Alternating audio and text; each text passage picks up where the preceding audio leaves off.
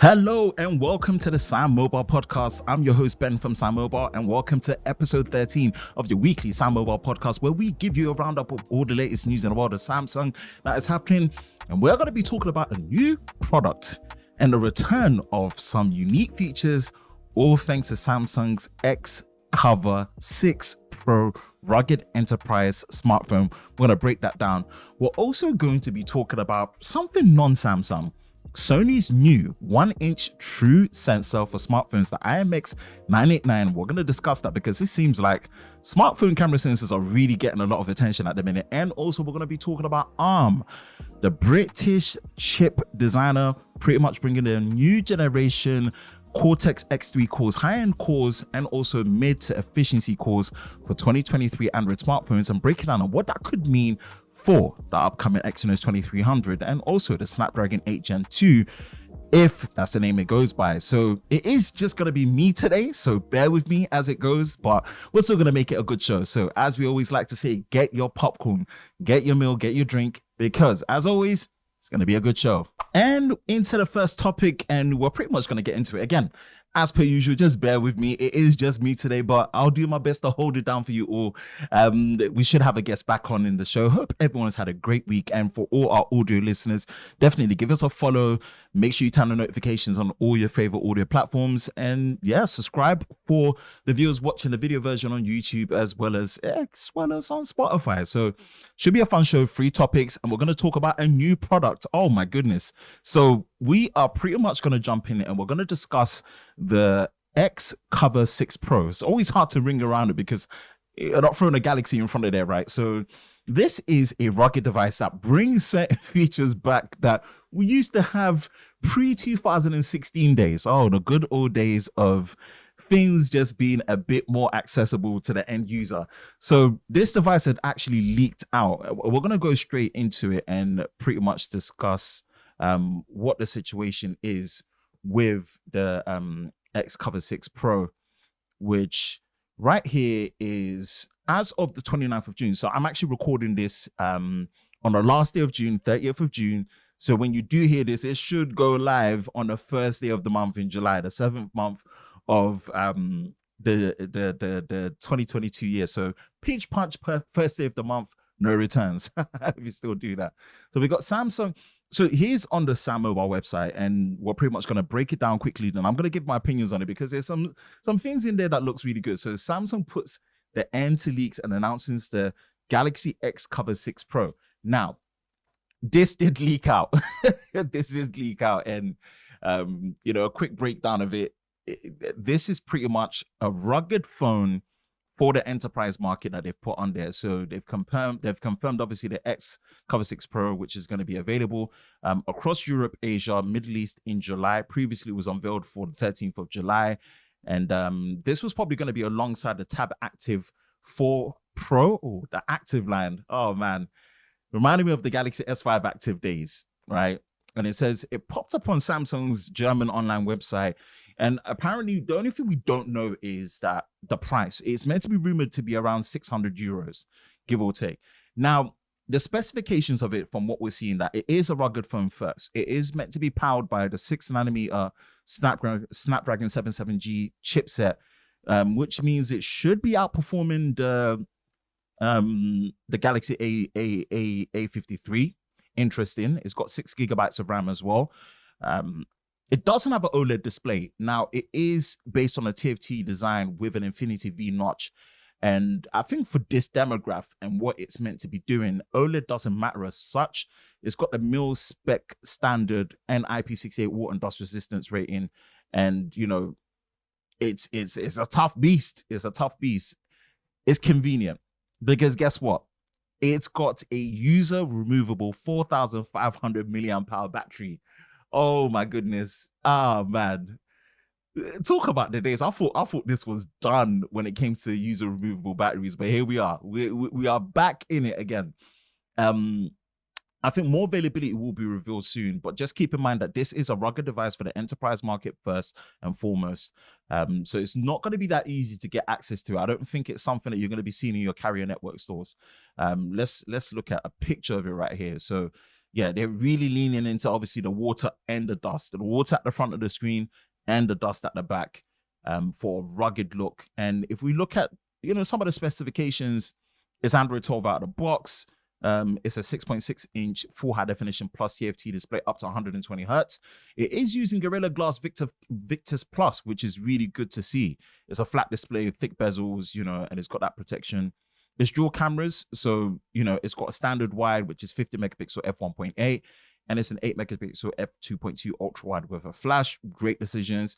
13 megapixel f2.2, 6 gigs of RAM, 128 gigabytes of storage, micro SD card up to 1 terabyte of storage, and you've got the user removable, 4050 milliamp hour battery, not 4500. Mistake me right there. And it's a 6nm octa-core processor, the 778G from Qualcomm. It's 5G enabled, dual SIM, great. Obviously USB-C, accelerometers, GPS, mil-spec standard 810G, 810H, certified, Gorilla Glass Victus Plus, Dolby Atmos, 2 microphones, not supported, face recognition, fingerprint on a power button on the side key, which again, that's to be expected. And you've got a customization with the XCover key and top key. Interesting, hardware keys on there. So this is what we have from Samsung. Wow, what an interesting time. What an absolute interesting time. So this isn't a consumer-based product in a sense, because it's meant for the enterprise market first. But let's rewind back. Let's remember the good old days, right? The last phone to the mass public that had these features was the Galaxy S5 and the S5 Active. Oh, the Active line. What an interesting time. Back in the day when I was obviously selling devices in telecommunications retail, like, man, those devices got me hyped. Got like the Galaxy S3, 4, and 5 up to the Galaxy Note 4. Those were the staple of the removable and the micro SD card slot. So to hear this, it almost sounds so foreign and so alien, right? To hear that you can actually use it interchange a 4050 milliamp hour battery and have a micro SD card slot as well. It's very interesting. But yeah, this is the Galaxy XCover 6 Pro. When we say enterprise, I think they're probably looking at, the hard working industry where you've got construction and just a lot of debris. And, for those type of people that really want a durable phone without having to put a case on it, because from what I remember from the Active line, these were cases, these were phones that, if I go back to the Galaxy S5 Active, these were phones that really felt like they were already built with a case in. They were built like a beast. But even back then, I might be wrong, but the Galaxy S5 Active, I think still decided to keep the OLED or the Super AMOLED display. So it's interesting why they didn't do that. I don't think it really matters that much, because at least it still has a 120 hertz display. It's using high quality Victus Plus glass, which I think at the moment is still only exclusive to Samsung, the Plus variant of the Victus glass. So it's good to see it here. I don't think the focus on it is to really have, excellent class leading cameras, but the cameras do look to have enough resolution to be able to at least record 4K 30 frames a second, which I suspect they'll do, especially if it's anything to go by what the Galaxy A53 is, doing in that sense. But it's so interesting to see a rugged device like this again. I think it begs the question is how our smartphones have developed right now. We've got the Galaxy S22 Ultra as my main device that I've been pushing. Next, obviously, the S22 and the S22 Plus. Is there a place where people would be happy to sacrifice a smaller battery capacity for the convenience of being able to swap out, maybe having 2 spare batteries? Like, on a bit of a tangent, you have a drone, right? Drones don't have built-in batteries. Drones have removable batteries. Cameras, professional cameras that you're seeing me use right now, still don't have inbuilt batteries. They have removable batteries. do you think for the consumer, there's still a place for that? I think there's more of a place for that compared to removable storage. I know it's a bit of a disagreement, but if you told me, what would you rather have? Removable storage or replaceable battery? Replaceable battery any day. It kind of just brings up the question of, do we still have a place for that in the consumer market right now? And I think yes. If I'm going to be biased, I think that more than external storage. I know having both would be great. Having to see both in this is like, raw, 2015 Strikes Back is like the Empire Strikes Back. Ooh, another Star Wars reference, right? But actually, it just made me think that I would actually like that. I would, this is a 5,000 milliamp hour battery. I would actually sacrifice all the way down to maybe pushing a 4,300 milliamp hour battery for the ability to have it user replaceable. I actually would. I'm deep in that. I actually would. And I think that is something that they should reconsider. I think they should reconsider. And I think the active line might need to make a comeback in its own unique way if I actually would think about it. Having like an S22 Ultra active, S22 active, or having an active line would be great again.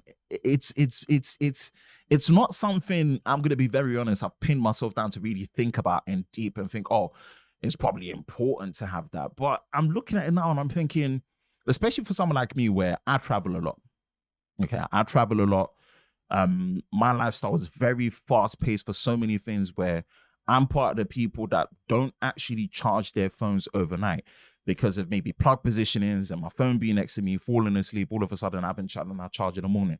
That's why I value a lot of things like fast charging, being able to charge your phone to 100% in 1 hour or less, actually under 1 hour. My sweet spot is around, regardless of what the battery capacity is, my sweet spot is 45 minutes to 50 minutes. Anything around there, to me, I'm happy. Anything less than that, up to half an hour, great. Anything less than half an hour, it's just overkill and it's just really excessive and showing off, in my personal opinion.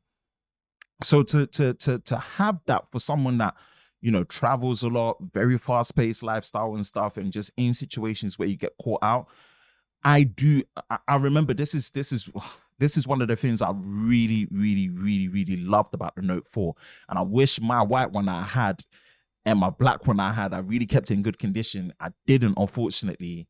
And I ended up having to give it away to a family member and so many other different stuff. I miss that convenience because I utilize that a lot. I remember investing in like 2 spare batteries, having them on charging cradles by themselves, and just knowing that if I needed to go out, like I had a spare battery just in my pocket that I could just swap out quickly without having to worry about charging it. I think there is a place for that. And I know this is a rugged device, right? I still think there's a way that we can still have that and still, have IP68. I know it wasn't elegant, but the Galaxy S5 did that. The Galaxy S5 actually still kept an IP rating while still having a removable battery because of the gasket seals that they had in. I remember that vividly. I mean, quote me if I'm wrong, but I do remember the Galaxy S5, not even the active variant, the normal S5 having that feature. I think the only thing I had to do was like put a cover on the USB port, which felt a bit inconvenient at the time. But I think with just how the gaskets can be built right now, if you put the seal on the back properly, it was something that could be done. I'm actually more I would say I'm actually more excited to potentially give this one a try. Yeah, I don't think usually I would be so hell-bent on wanting to give it a try, but I think this time I would actually want to give this device a try. Yeah, not just for nostalgic reasons, but to really just see if it would actually suit my lifestyle in that sense, right? And I think it would. I think hashtag bring back removable batteries. Yeah, let's talk about that. Bring back user removable batteries, because I think more users would be happy to go with a slightly smaller capacity if you told them that, hey, you can buy 2 spare batteries or another spare battery, and then you can just charge it on a separate cradle when you need to. right? So you don't necessarily have to worry about the charging position. There is no faster charging. There is no faster recharging than swapping out a battery for another one. Kid you not. There is no greater convenience in that. And I'm deep in it. If there's all the things I can think of that's been removed, the headphone port, the micro SD card, the charger, removable battery is, if I'm actually deep in it. If you told me what would be the one thing for nostalgic reasons that you think would be the most useful above all to bring back on a smartphone, especially for modern day smartphones that are built the way they're built to be so sexy and sleek and compact and really tightly knit on a hardware ecosystem? Hey, this bring me back removable batteries anytime, any day.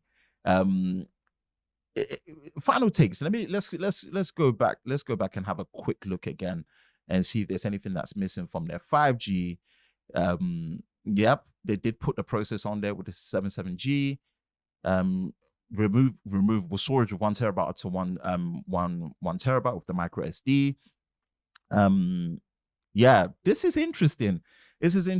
I don't know. Again, you can see the bezels are quite thick and one.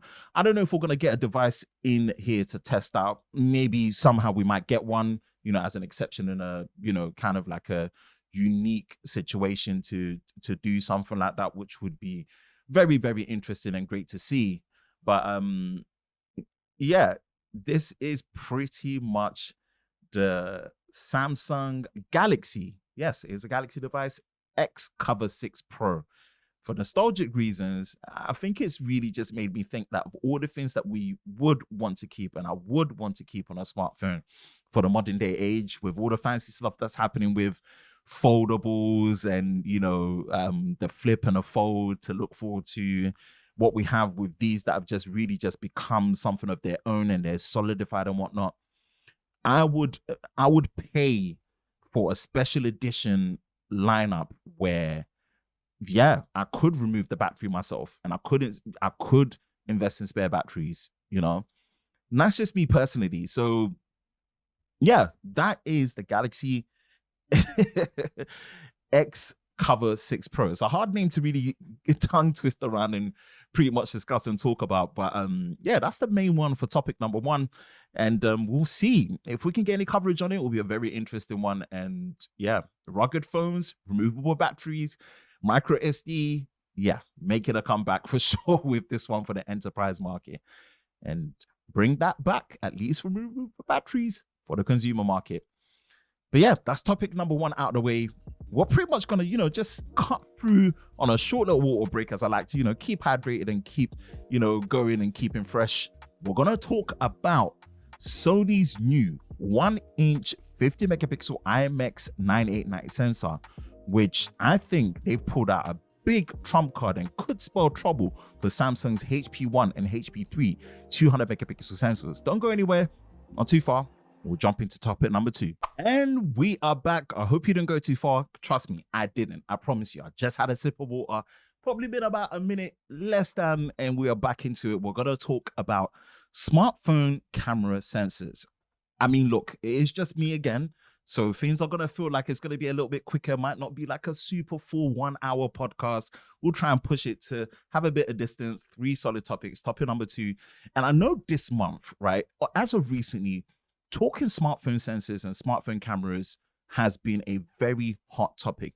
And the smartphone camera has become an enigma in a way, right?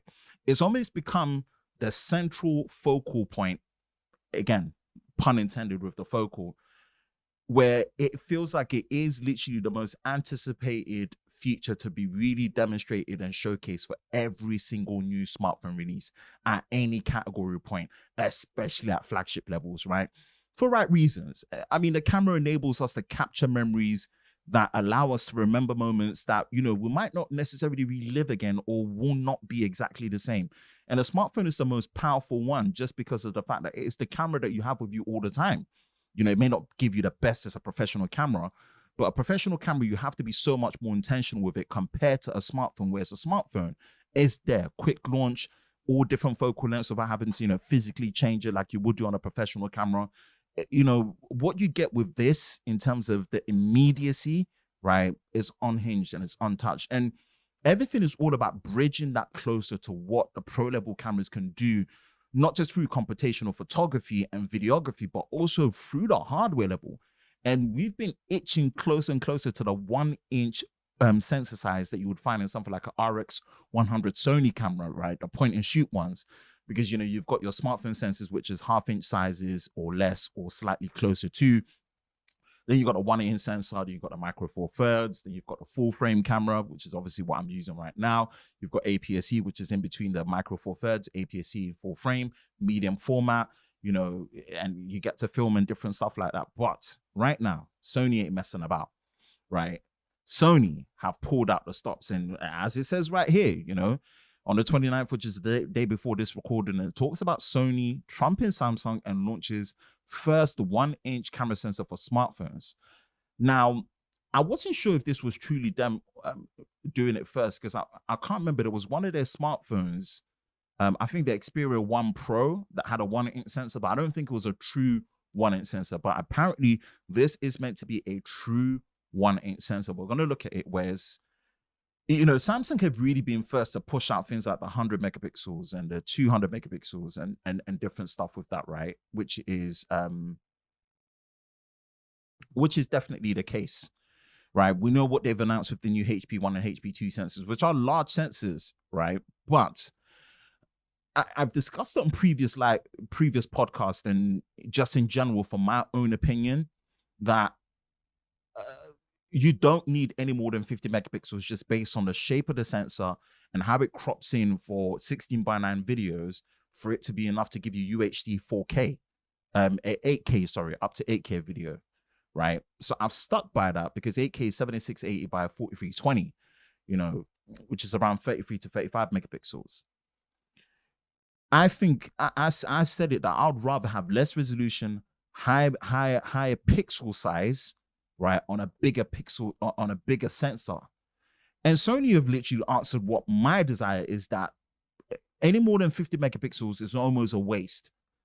And if you can see right here, this is actually going to be showcased in, Xiaomi's 12S and 12S Pro, 4th of July, Independence Day for America. That's going to be on Monday. That's coming up next week. So we're going to be discussing that in a way. This is a 50 megapixel sensor with a native pixel size of 1.5 microns, which should theoretically offer great performance in low light conditions. Most importantly, without needing pixel bending,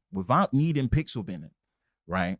I don't know what the sensor readout is going to be like in terms of the speed, right? And if you see where it is, this is something that is going to be very, very interesting to see. Apparently, they're working on a 100 megapixel mid-range one, which is good to see. If you look at the the ISOCELL GN2 from Samsung, they have a 1/1.12-inch sensor, and it has a native pixel size of 1.4 microns, which is great to see, right? But the HP one is the one that's been getting the biggest push because it's 200 megapixels and it's 1/1.22-inch sensor, and it's got a pixel size of 0.64. The minute you drop the pixel size less than 1.2, my personal opinion, then you're going to be heavily reliant on pixel binning. You're going to be heavily reliant on pixel binning. And it's something where it says, to me, it adds a lot of processing time, right? Apparently what this IMX 989 is meant to offer is much better image and video quality, especially when it comes to the image processing algorithms and the processing times. And if you see like what we're seeing, something like compared to the iPhone, the IMX 776, and then obviously you've got the 707, this 1-inch sensor is a big deal. And if it's a 1-inch sensor that can be truly utilized with the glass and the lenses that we have on our smartphone, this is going to be a big deal indeed. And I'm going to come back to it and say that, in my personal opinion, this is the way to do it. Look, we can question how useful 8K is, as well as how we question how useful 4K was back in the day, right? The Galaxy Note 3 was, I think, Samsung's, if I remember off memory right, that was like, around the November period in 2013. That was Samsung's first device to do 4K, right? And at that time, compared to the 4K that it could do there with the stabilization, the quality, the bit rate, and the frame rate, it was well below the part. Like, it wasn't something that was useful then, right? 8K is in that same position. So we can debate whether it's useful or not, but 8K is in that position. And I've said it, you do not need any more than a 50 megapixel sensor to benefit from the pictures and to have 8K video, where we can build up to the point where we can have 8K with good color, less roll and shutter, good stabilization, and also good frame rate in between 24, 30, all the way up to 60 frames a second, or even as crazy as 120 if the sensors are reading out fast enough to be able to do that, right? I would always go for bigger native pixels than bigger effective pixels through pixel bin. And I've said this many times, because as nice as it seems like, oh, it can do, 4:1 or 16:1 nano binning or tetra binning or stuff, I personally think it adds a lot more processing time than needed. If I can actually benefit from a high resolution image while still keeping large pixel sizes, and also be able to just snap it without relying on pixel binning and still have good dynamic range and good shutter readout and stuff, this is the way to go. And it's almost like what we discussed, I think, was the previous podcast episode 12 to this. Sony have answered the question. And when we did our reaction video to this, I said this, and I pretty much put it out there, that should Samsung reconsider their strategy when it comes to the ISO sensors? Because to me, right, you're putting out a 200 megapixels resolution for HP1 and HP3. HP3 seems to have a smaller footprint, to fit in more devices, and should have faster autofocus and more accurate autofocus. Not saying that HP1 won't. We don't know how these camera sensors are gonna perform until we see them in working devices, right? I just think you're gonna do resolutions, these ultra high resolution sensors. It would be good if the sensor sizes were actually correlated to it. If it was at least with a native pixel size of 1 micron, I would forgive it. But less than 1 micron by a decent amount, we're talking about 0.56 and 0.64 for their largest one. It's gonna be a tough crowd. And I just feel like I just have fear of the first generation 108 and 100 megapixel sensors that we saw in the S20 Ultra. This is the problem I'm worried about Samsung running into with their approach for going super high resolution. Because on the marketing sheet, it looks great. But in the real world, right, it's not gonna look good. And this is what happened with the S20 Ultra. It's not gonna look good if on paper the end user is expecting it to be this way, but it's not. When I say be this way, quality and speed. I've always said it with the smartphone camera experience is about immediacy. The immediacy and the less friction to get to the end point of being able to launch a camera, use it, and get the result you want is what makes the smartphone experience for capturing pictures and videos really set itself apart from the professional stuff. Because the professional stuff, you still want immediacy, but you have to be a lot more intentional with planning things out, right? So as things slow down a little bit, it's not necessarily a problem. It's not to say that you're not going to be in fast situations to take pictures and videos, like, for example, if you're an F1 photographer, right? It's going to be very important to have a very, very fast, high frame rate camera that can capture these images at a long focal length, right? That one's without question.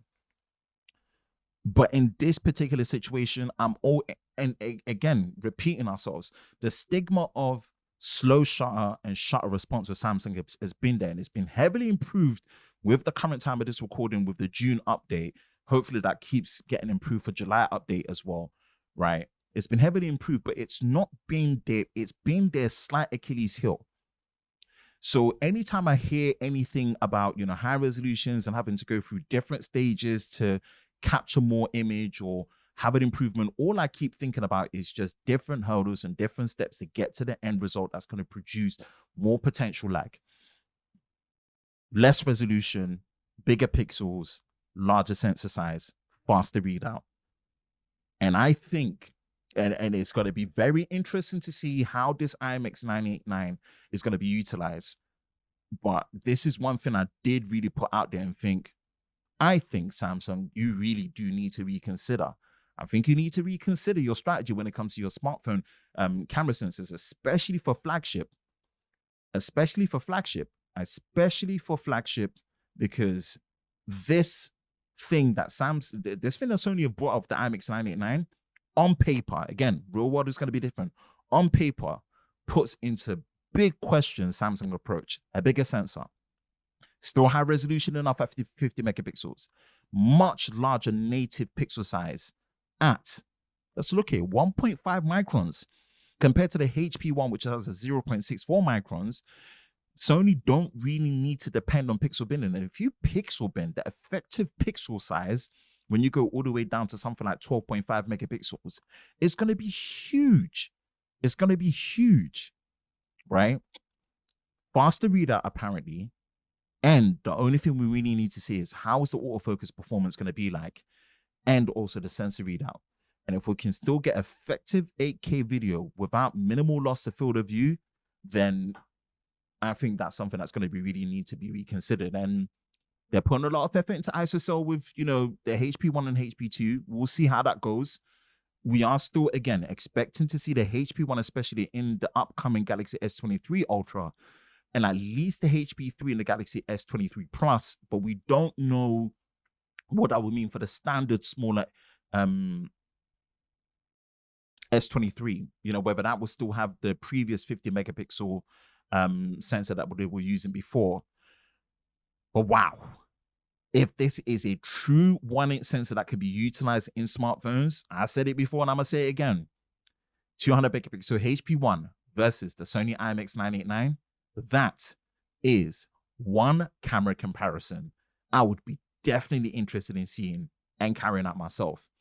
But yeah, I think we've done a lot when it comes to, smartphone sensors and pretty much discussing that. And that's pretty much what we kind of wanted to throw in there and just show this curveball that Sony have put out there with the IMX 989, which is very, very, very, very interesting and really puts into, discussion again that what approach is best? Super high resolution for marketing and really leaning heavy into computational photography and videography with pixel binning and all the different stuff that they do with multi-processing for multi-bracketing HDR, stacked HDR imaging taking, or lean closer to the hardware of what we see in these kind of like more pro level sensor sizes that we're getting closer to, right? Actual 1-inch or closer to, or actual 1-inch, less resolution, bigger effective pixels, faster readout, and just natural dynamic range and depth of field that will come with the larger sensors, and then lean into the computational side of photography and video, slightly less but tuned to that sensor size. I think what the IMX 989 is bringing is something I'm a lot more interested in. I've stood by it, and it looks like Sony are the ones that have answered the question. Okay, that is pretty much, again, topic number 2 done, out of the way. We are pretty much going to be transitioning to topic number 3, the final stretch, where we're going to be talking about cores from ARM, new generation cores for 2023. And it's going to be interesting to see what these performance benefits will bring and what that could mean for the Exynos 2300 and also the Snapdragon 8 Gen 2, if that's what's called. And yeah, don't go too far. Again, I'm going to have another water break just to recharge and refill, and we're going to transition straight into topic number 3 and wrap up episode 13 of the SamMobile Weekly Podcast. Don't go too far. We'll be right back. And we are back, the final stretch, topic number 3, and we are pretty much going to be discussing ARM, the British chip designer, are bringing out their 2nd generation ARM v9 cores and also their GPUs as well, which have new features in there. But this finally could give us the indication of what we could be seeing with the performance improvements for next year's Exynos 2300 and also Qualcomm Snapdragon 8 Gen 2. So yeah, we did a video reaction to this, but we're going to break it down and just have a slightly deeper talk on what ARM are bringing to the table here, which is going to be very, very interesting. And for those that don't know, obviously ARM is the British chip designer for system on a chips, SoCs as we know them, which is all compartmentalized with the CPU and GPU, the neural core, modem, and all these different benefits and stuff. And what they tend to do is they build off a reference design that you can pretty much use word for word, or you can tweak it within their reference confines for what you would want. And I mean, if you look at Qualcomm and Apple, they're very, very good at doing that with this as well. And let's look at it first. I was saying this. So the Galaxy S23 could feature ARM's next generation CPU cores with improved performance and efficiency. Now, it's broken up into, I believe, an octa-core based design, which is all down to the Cortex-X3, the Cortex A715, and the Cortex A510 refresh. And you've got the Immortalis G715 GPU. I think it's based off the Mali GPU, but Immortalis, they want to make it seem more, beefy and exciting. Cool. We'll give it to them, right? But what we're seeing with the X3 is this is usually one super core. It's not usually two, but it's usually one super core that really charges up and does a lot of the heavy lifting on the peak end.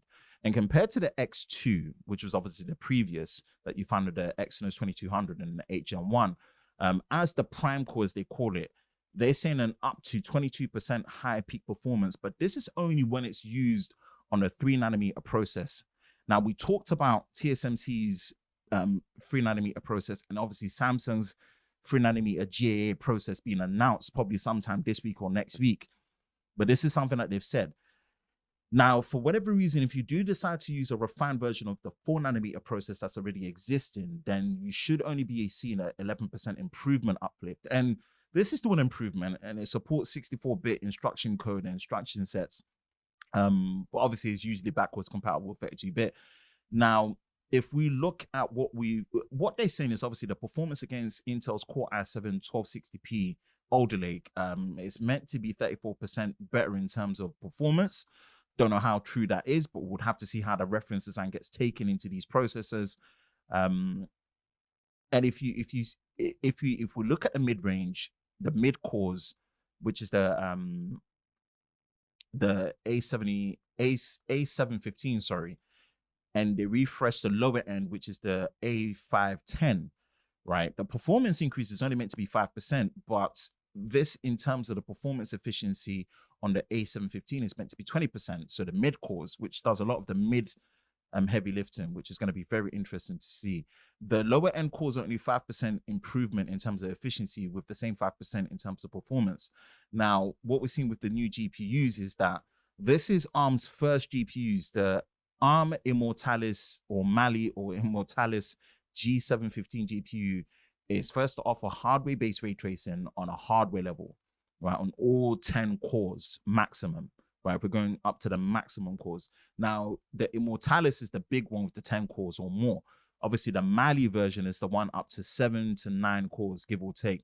And you've got the Mali G615 as well, right? You've got variable rate shading that's supported on both, but the Immortalis has the hardware-based ray tracing, which is obviously the big GPU, right, which is going to be very interesting. And this is something that emulates what you're seeing with, the RX GPUs and the NVIDIA RTX GPUs and what we're seeing on the newer generation consoles, right? The overall GPU is meant to offer 15% better performance and efficiency across the board and 2 times machine learning performance. And that pretty much covers what we're seeing right here, right? What does that mean? What does that mean? All of this is reference. We talk about reference for a reason. All of this is reference, but what does that exactly mean? How are we going to see this? Now, the first indication is going to be the Snapdragon 8 Gen 2 or Qualcomm's next generation chipset. Qualcomm's naming scheme right now is in a very weird place. They've changed it. Instead of it being called a Snapdragon 8 Gen 1 Plus, it's called the 8 Plus Gen 1. Tongue twister. We don't know if it's going to follow the same naming scheme where it's going to be the 8 Gen 2. We expect it to be that case. We don't see why, especially if they've done this naming refresh. Cool. The first real indication is going to be the Snapdragon Summit. Fingers crossed. Hopefully SamMobile gets to go there. Not holding my breath, but we'll see. Location hasn't been confirmed, but it should be in Hawaii, as usually is every year, minus what happened with the pandemic. It's set between the 14th of November to the 17th. We know this is where Qualcomm announced all their new hardware SoCs, especially the flagship one, their kind of like experimental one that will go into like gaming dedicated devices like what they showed before, and also the mid-range level. Like if you look at last year, we had the 8 Gen 1 and the 7 Gen 1 that were announced at the summit, and we expect this to be the same way. And one thing that we should be expecting to see is it then. That should be the first indication of this is the the non-rest of the world region chipset for the Galaxy S, the next Galaxy S, which in this case is going to be the S23, right? The S23 series. That's going to be the first indication. What does that mean for the Snap? What does that mean for Exynos? Now we know this Exynos, the Exynos variant, which we should be expecting after the naming refresh of the 2100 for the year that we're in. 2100 came out in 2021, 2200 in 2022, and obviously the 2300 for 2023. That usually gets announced 2 weeks to a month before the official Unpacked event. And that's when we see the Exynos variant. I might be wrong on this, but it's usually around that timeline. So early 2023 is when we should do. Now, I hope is both of them on the same 3nm process, because Samsung before, and I think it was the Galaxy, the Exynos chipset that was in the Galaxy S10, that was on a bigger process node than the Snapdragon variant. And that was already just an issue from the jump, right? I hope the Exynos variant is on the 3nm process. If it's going to be on the 3nm process, it's going to be on Samsung's foundries. Now, the 3nm process that the Qualcomm variant is going to use, is that going to be on the Samsung foundries, or is that going to be on TSMC? That's going to be a very interesting one. I think it's going to be on Samsung foundries because Samsung are going to be able to build it to scale a lot better, but both need to be on a 3nm process. I don't want to see the Exynos variant there on the 4nm process. Even if it's a refined version, it needs to be on the latest one. But the problem is, what is the quality of that fabrication process when it comes to 3nm? The battle of 3nm. We discussed it before. The 8 Plus Gen 1 apparently is meant to have much more sufficient efficiency gains, even though it's boosting performance. But that was all down to the fact that they're now using TSMC's 4nm process compared to Samsung's 4nm process, which is it is a point of concern. It does bring a red flag to be like, okay, what's happening with Samsung Foundry's quality of fabrication process and node shrinks, right? Because this is the full node shrink that we've been looking at. What people don't realize, and I discussed this before, right? Going from 5 to 4 isn't a full node shrink. A full node shrink is actually 5 to 3. This is the full node shrink where we really should be benefiting from a next-gen performance and architectural increase, right? Both need to be on a 3nm process. But a real question is the Exynos 2300 going to be a worthy system on a chip next to a Snapdragon counterpart? I don't have faith in Exynos like I used to. I'm going to be very, very serious, especially when it comes to things like ISP and image signal processing for pictures and videos. We can only hope. But the only hope is, and I pray they don't make this mistake. If the Exynos 2300 is on a refined 4nm process, forget it. Has to be on 3nm GAA. And it really has to do the job well, especially once TSMC bring out their 3nm process. It's going to be a very interesting shootout.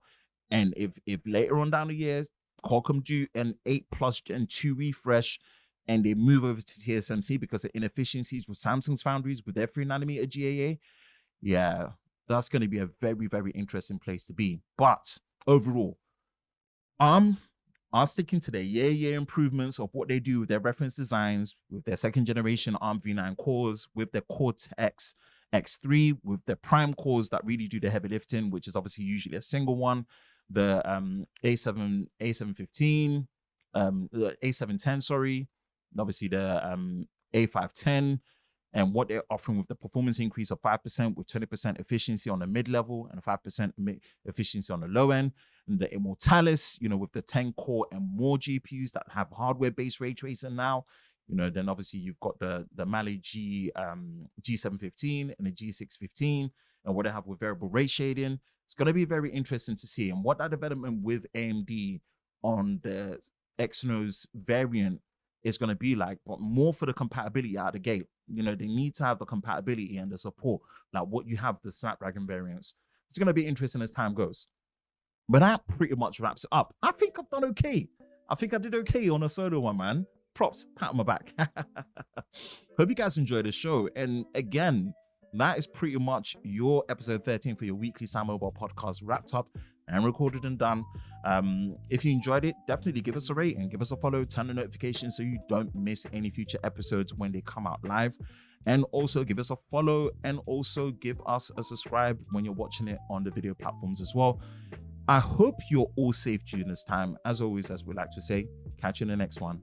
Peace.